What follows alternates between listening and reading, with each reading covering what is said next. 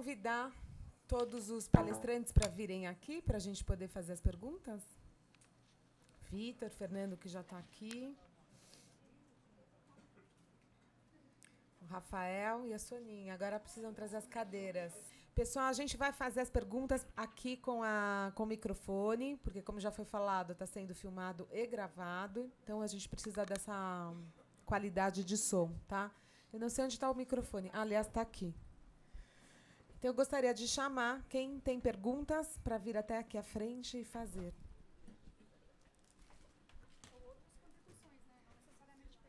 Ou sugestões, ou o que quiser falar. Momento livre. Oi, eu chamo Luciana. Alguns eu já conheço. Mas minha dúvida é o seguinte, é mais para a Anlurb. Você falou que tem diversos pátios para entrarem em funcionamento, né? 17 pátios projetados, você falou. E a minha pergunta é, isso só depois das concessões terminarem? Eu não entendi como é que fica isso em relação às concessões em andamento. Não, vamos por partes. Tá, é assim, são 5 pátios que já estão prontos e com a saída das licenças ambientais, eles vão começar a operar agora. Porque tinha uma questão também das empresas que têm os contratos, elas querem, por questão de compliance, não pode trabalhar sem... Então, primeiro a gente foi resolver a questão da licença, porque tinha uma pendência realmente com a CETESB. Existia essa questão a ser resolvida, porque a legislação, ao pé da letra, ela diz que ela chama de usina de compostagem. Ela só pode trabalhar em áreas industriais. Isso restringe bastante a cidade de São Paulo para trabalhar com isso. E o modelo dos pátios de FLV, que eles trabalham até 10 toneladas dia, eles têm um outro propósito, diferente da concepção antiga. Então, inicialmente foram 5 pátios que vão entrar em funcionamento. Nossa previsão é até dezembro. Tá? Nós temos aí outros 12 para implementar até 2020. Então, assim, nós já já localizamos algumas áreas, já estão delimitados, então aí tem todo aquele processo de construtivo, de licença, então a ideia é operá-los até 2020. O que nós vemos hoje é o potencial de trabalhar não só o resíduo da feira, mas já incluir os próprios municipais, que são os mercados e sacolões. Então, a ideia dos pátios é não só receber o material de feira, e também partir para o princípio de entrar com o material dos mercados, que é a proposta do Quinjo, que a gente vamos fazer o primeiro agora para trabalhar assim. Foi mostrado, o Fernando mostrou o Kevin, lá da Califórnia, falando, a ideia como São Paulo, eu acho que como a cidade ela vai trabalhar, segue um pouco mesmo a lógica de como eles fizeram.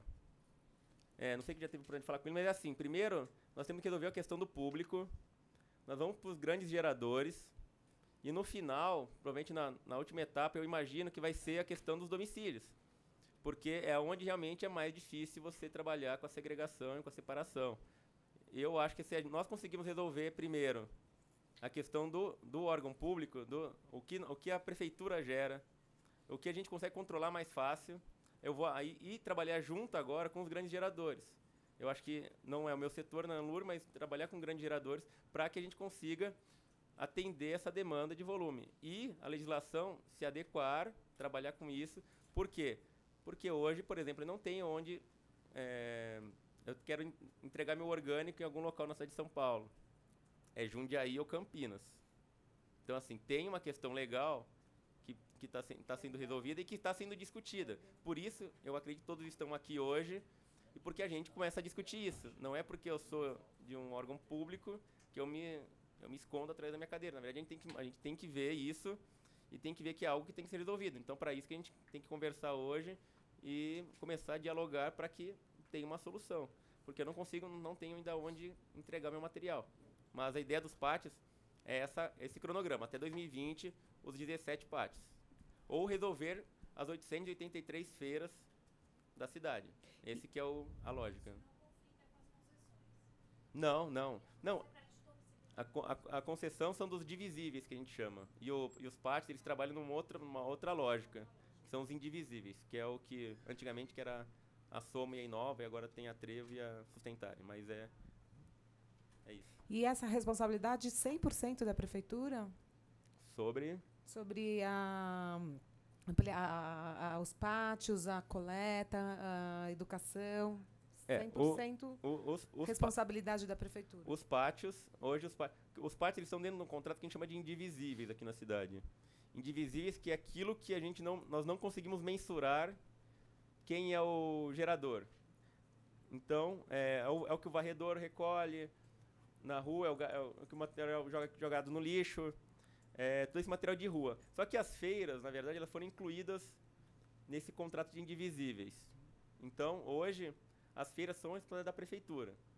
Então, a gente já recolhe essas feiras, algumas na cidade, né? A ideia é até o final de 2020 terminar tudo. E também, hoje, os sacolões... Não, mas nós queremos incluir isso dentro... Aí a questão, aí o jurídico vai ver isso daí tudo, mas como é que nós trabalhamos para recolher também dos sacolões, porque é um material que a gente consegue segregar. Nós vimos lá, na verdade, e nós nos surpreendemos, primeiro pelo volume que nós conseguimos não jogar fora, porque quando você trabalha com permissionário, você consegue recuperar uma quantidade de alimento enorme. Se eu não me engano, foram num período de 1 ano, a secretária disse que foi em torno, parece, de 60 toneladas, né? Era um volume absurdo. Um volume que você recupera de... Eu não tenho esse valor, mas eu posso pegar. É um volume bem alto. Então, primeiro, não jogar fora. E depois, você quando estiver separando, nós separamos em caixas, igual o orgânico, o reciclado e o rejeito. Então, você conseguia observar, de acordo com o andamento do projeto, a mudança das pilhas, né? Você tinha primeiro um volume muito grande de rejeito, daquele que o caminhão levava embora. E com o andamento, com o treinamento, aquela pilha vai mudando. Então, você tem uma diminuição do volume de material que vai para o aterro e um aumento do material que vai sendo compostado. E o reciclado da mesma forma. Então, essa alteração que é onde a gente enxerga a mudança. Então, se nós conseguimos implementar isso, São Paulo tem mais 30 e poucos entre mercados e sacolões. Então, também é um impacto grande, fora o mercadão, que é um volume gigantesco que a gente gera também, que também está sendo já trabalhado. Mas é tudo a prefeitura. Tudo a prefeitura. Pois é, né? Ela podia abrir um espaço assim para ajuda, porque a gente sabe um pouco a expectativa, né? Quer dizer, compostagem, não é que a gente quer em 45 dias ter o composto, mas eu acho que a gente tem uma urgência muito grande desse tema, né, de ser tratado e abrir para outras formas de ajudar. Eu acho que tem uma lentidão ainda, que a gente poderia pensar de outra forma. Tem, a gente se conversa pouco. É? Então vem. Bom, meu nome é Marina. A minha dúvida é no sentido da discussão do transporte de orgânicos, essa limitação.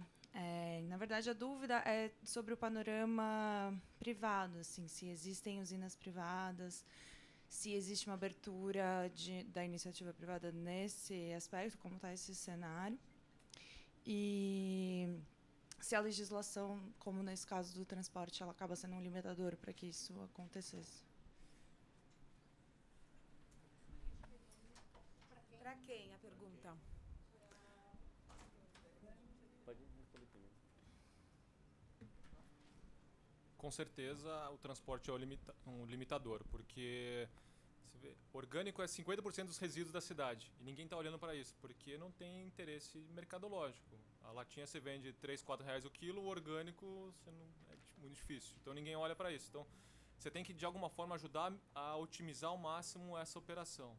Então, a gente conversava com a prefeitura, então, você vê o projeto que a gente tem aqui de horta, funciona a compostagem lá porque a gente conseguiu a concessão da área. Então, é zero de custo lá. E hoje a gente está trabalhando de uma forma educacional porque eu não consigo transportar nada para lá. Então, é uma atividade de baixa remuneração, baixo interesse mercadológico, então você precisa ter incentivos. Então, às vezes a gente ia conversar com a Anlurb, daí eles falavam, não, a gente não pode fazer isso, porque senão a gente vai estar ajudando uma empresa. Mas se não movimentar nada, não fizer nenhum piloto, não vai fazer nada, você vai estar ajudando o caminhão de lixo. Então, essa questão do transporte é o limitador e a questão de licenciamento é outra. Se você, igual o Rafael falou, em São Paulo você não pode ter uma usina de compostagem. Se você quiser ter uma usina de compostagem toda, mesmo por uma prefeitura ter uma usina, é super difícil. Imagina uma empresa ter uma usina. Então precisa aumentar, quando a gente estava discutindo a resolução econômica que eles atualizaram agora, em vez de 100 quilos, pelo menos 5 toneladas, que é um volume, lá o pátio recebe quanto? 16, 10 toneladas? Então, tá bom, não precisa ser um pátio igual de uma cidade como São Paulo, pode ser 5 toneladas, 1 tonelada, mas 100 quilos é muito pouco. Então, licenciamento e o transporte hoje inviabilizam a compostagem do grande gerador.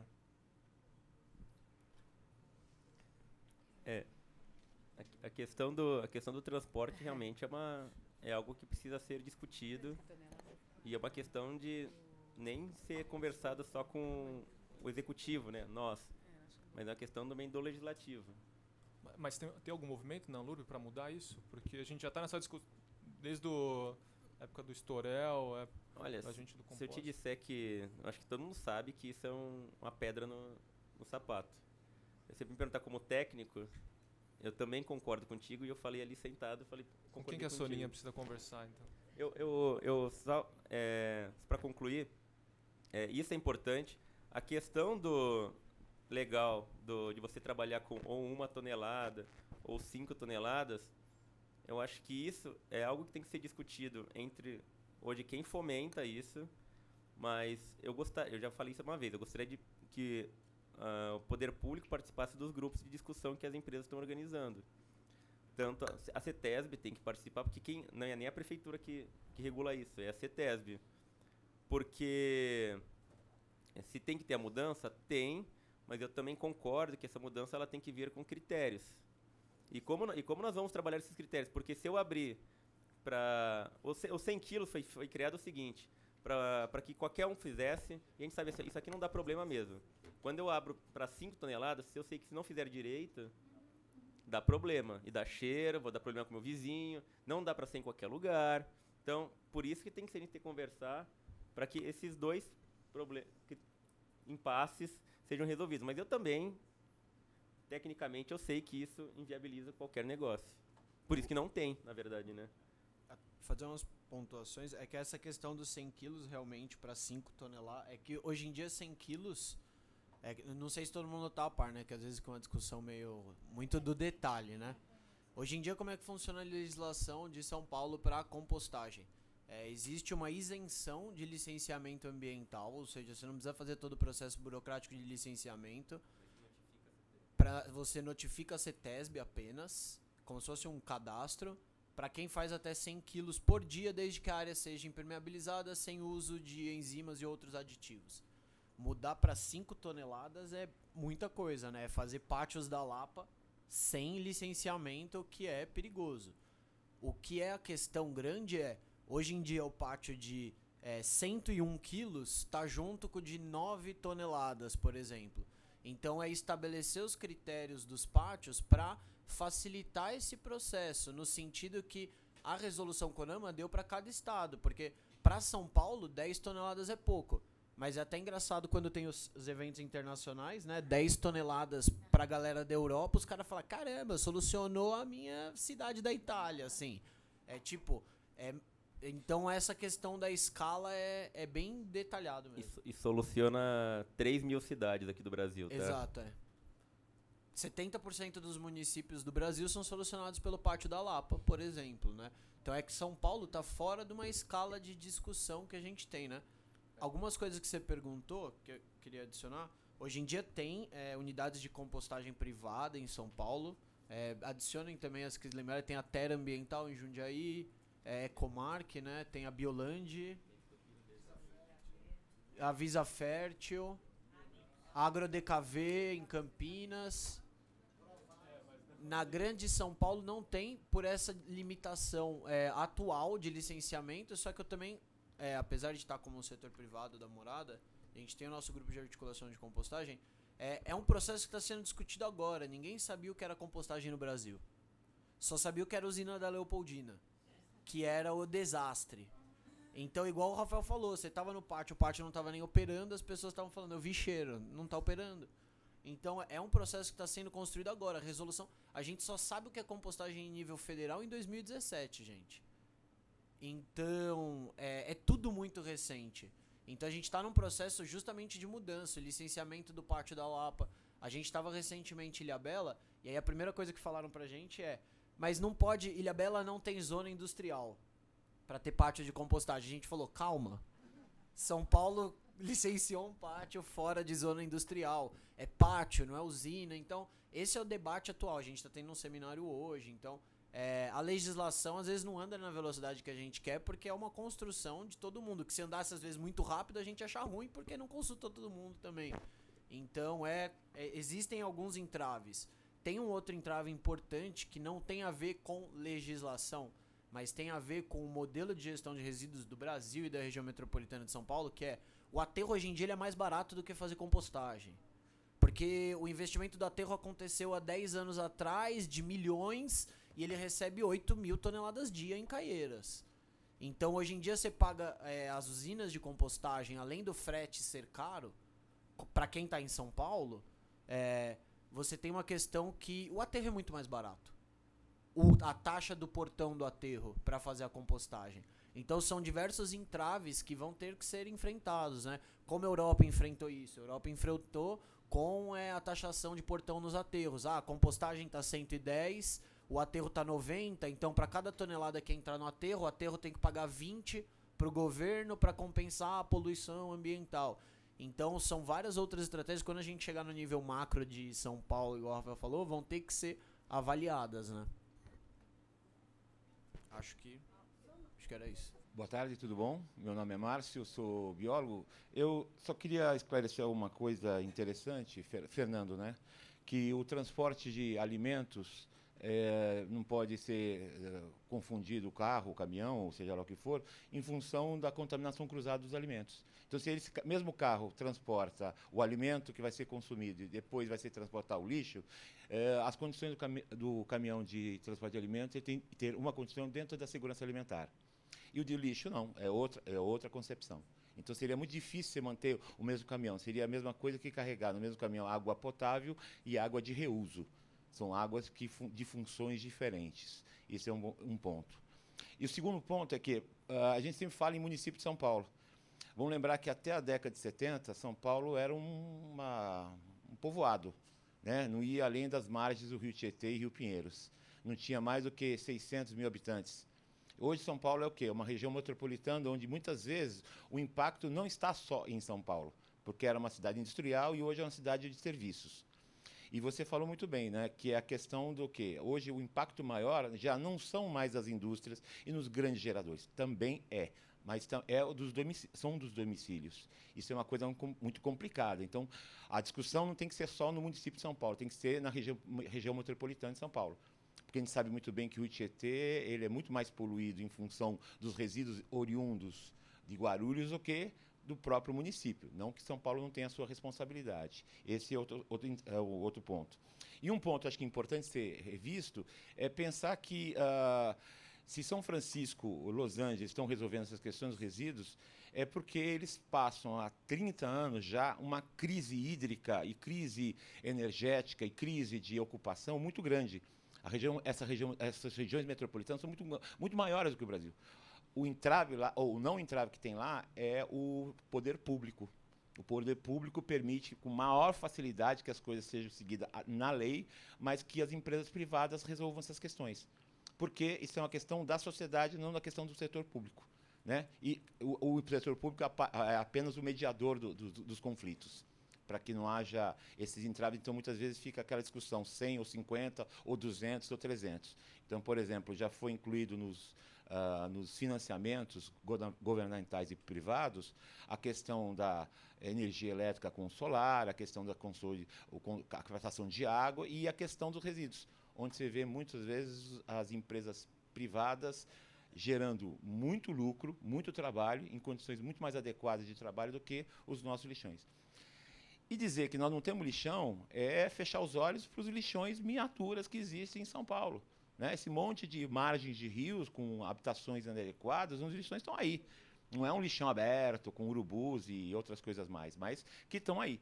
E, obviamente, a gente tem que mostrar porque os grandes geradores, eles até não estão tão motivados. E aí, dentro do meu curso que eu dou na pós-graduação em vigilância de alimentos e qualidade de alimentos, a gente tem trabalhado com os alunos, e a maioria deles trabalham em restaurantes, em pequenos e grandes restaurantes, é que eles buscam diminuir, diminuir muito os desperdícios através de campanhas, desde comer melhor, de mais alimentação melhor, ou seja, mais saudável, mas até mudança do formato do prato, para que as pessoas não comam com os olhos, mas sim com a vontade, a necessidade de comer. Então isso até é paralelo. Quando o prato é muito grande, muito bonito, né, eles comem muito mais e acabam desperdiçando mais ainda.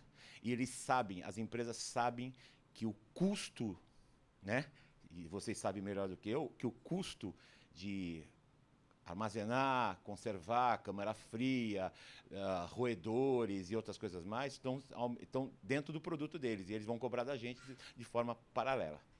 Para eles não vão perder, para eles tanto faz, só que eles querem diminuir o custo. E a visão que a gente troca lá com elas, com os profissionais de lá, é que vamos diminuir essa questão. Então essa é a questão, tem que ser também refletida no ponto de vista metropolitano, não só cidade de São Paulo. Tá?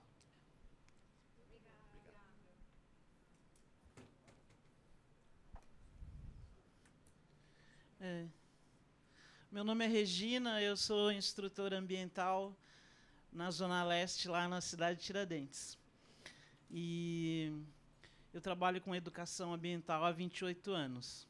Sou local. Raramente me desloco, a não ser que o assunto seja de grande importância. Né? E, na verdade, o que eu tenho para perguntar é 3 em 1. É uma pergunta, uma provocação e uma proposição. Eu percebo aqui que mais da metade da plateia é jovem. E eu estou eu estou entrando na terceira idade, né? Estou com 60 anos. E então, para algumas coisas, eu já acho que a gente enxuga gelo há muito tempo. Então, e pelo caminhar da carruagem, vamos continuar enxugando. Então, eu tenho feito um raciocínio e tenho passado esse raciocínio para as pessoas, para os educadores, né, para os professores, porque eu não dou instrução só para crianças e adolescentes, também dou instrução para professores. Então, dou formação, né, pela minha região, né, pela ADRE de Guaianazes. Então, está muito em questão agora os ODS, né? Em 2030 tem que se cumprir uma etapa, né? Então, nós estamos em 2018, uma criança que nasceu hoje, em 2030 ela vai ser um pré-adolescente, né? E que tipo de pré-adolescente a gente vai ter se a gente não focar a educação? Se a gente ficar colocando a educação em 4º, 5º na pirâmide, que é o que a gente faz. A gente coloca um monte de outras coisas antes da educação, né? Quer dizer, o maior gerador agora é o domiciliar. Quem mora em domicílio? Pessoas. A gente educa essas pessoas? Não. A gente educa elas em 5º lugar. Né? Primeiro a gente vai ver aonde que pode fazer o aterro, depois a gente vai ver se o caminhão é compactador, depois a gente vai ver se não sei o que lá, não sei o que lá. E só depois a gente vai dar menos de 10% de atenção para a educação. Porque se tem 1.525 escolas na cidade e a gente contempla num piloto 200, faça-me o favor. A gente não está priorizando o principal, que é a modificação da cultura, porque cultura se modifica não é com caminhão compactador, se modifica com cultura, com educação. Educação em sala, educação na infância. Então, em casa, né? Quer dizer, então, a minha preocupação, provocação, proposição é quando a gente vai falar, 50% para a educação, e não os pífios 10%. Né? Estão 1.525 escolas, tinha que ter 750 escolas num PL, num projeto piloto.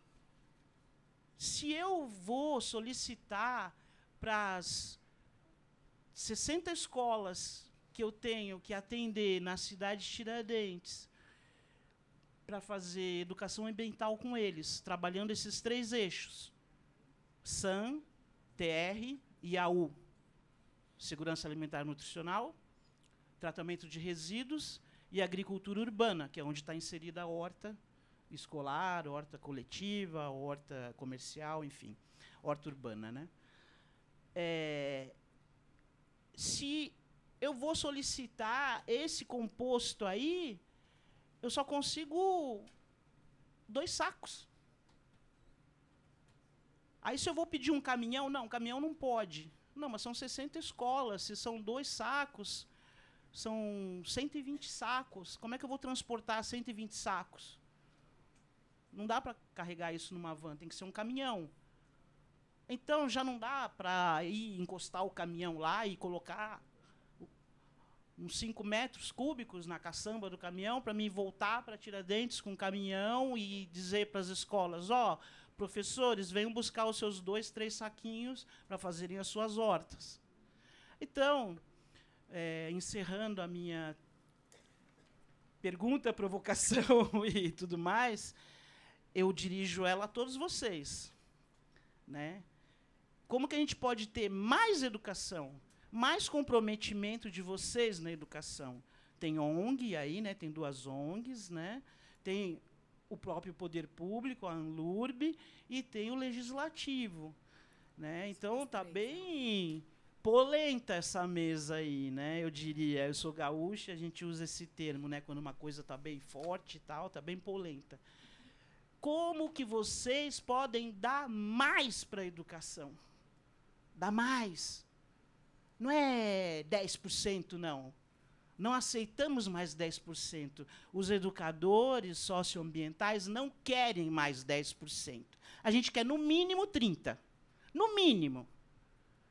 Porque, senão, a gente vai chegar em 2030 com um pré-adolescente que não vai estar nem aí para todo esse trabalho que vocês estão fazendo. Porque não chegou até ele a importância do que está sendo feito. A importância dele como protagonista no que vocês estão fazendo. Não está chegando. Você fala hoje com um garoto de 11 anos, que coisa chata isso aí. Então, não está chegando. E se não começar a mudar agora, quando for 2030, lá, aquele também que vai estar com 12 anos lá também, não vai estar nem aí. Os lixão vão estar maior, vai ter mais... Vamos ver se a gente consegue responder a tua pergunta aqui, então. Tá Vamos certo? ver. Então tá, agradeço aí, viu? Obrigada.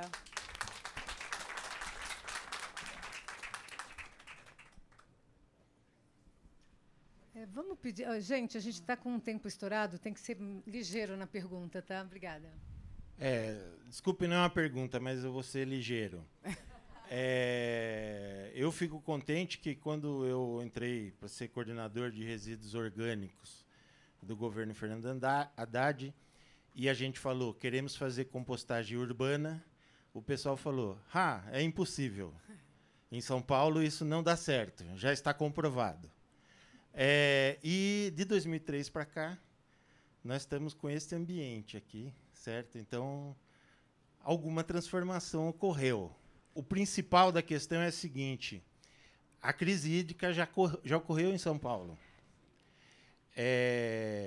Em volta da cidade, nós precisamos de reconstruir a matéria orgânica do solo, que é a esponja natural que segura a água de chuva.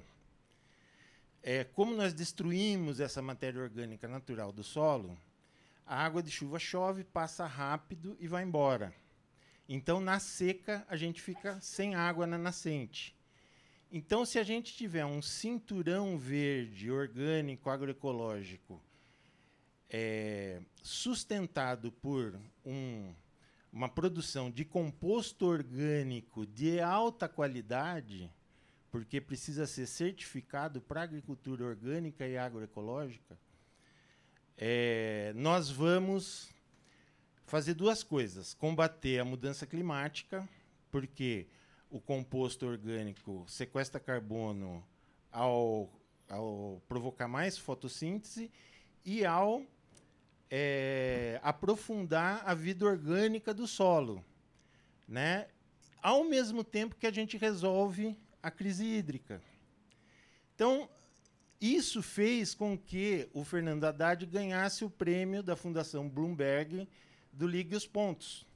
Porque o Bloomberg e a Bienal de Roterdã falaram assim, pô, mas os caras lá com ações ridículas de abrir a merenda escolar para os produtores orgânicos, pegar a compostagem das feiras e mandar um composto para os produtores orgânicos. Quer dizer, ações ridículas de ligar pontos para construir uma nova cadeia alimentar orgânica estão resolvendo dois big problems que ninguém consegue resolver no mundo. Então, isto é o que é a compostagem em São Paulo. É o assunto de maior importância na sobrevivência estratégica da cidade. E é por isso que, em 2014, a gente devolveu a área rural para o município. Sem essa área rural com gente, nós não vamos proteger as nascentes que ficam atrás dessa zona rural, que são a nossa produção de água. Então, para que a gente consiga fazer essa mudança, várias coisas estão acontecendo importantíssimas. Uma das coisas principais é que várias peças desse jogo já foram resolvidas. Então, por exemplo, a tecnologia do Pátio da Lapa permite a compostagem descentralizada de pequeno porte, vamos chamar assim, em meio urbano. Isso não existia antes com facilidade.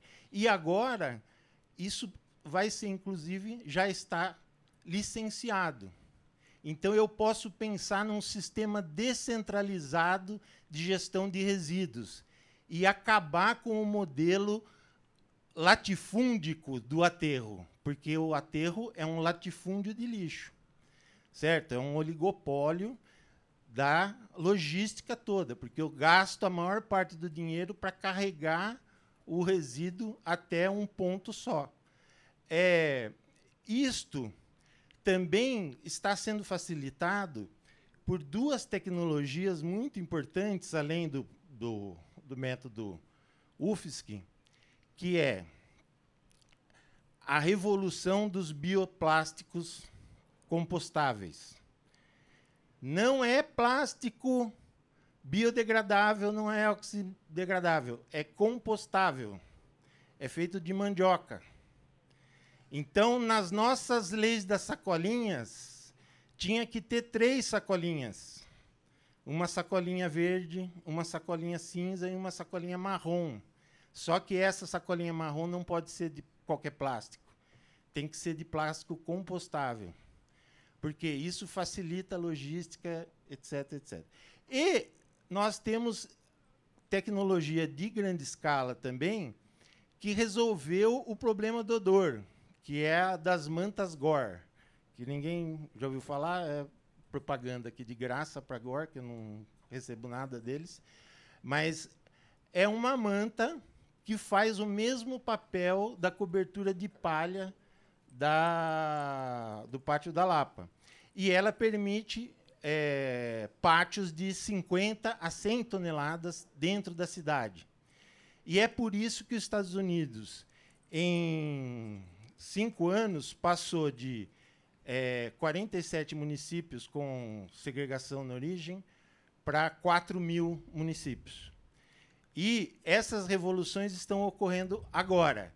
O que eu deixo para vocês aqui, só dizendo assim, vamos engatar nesta mudança ou vamos deixar ela passar?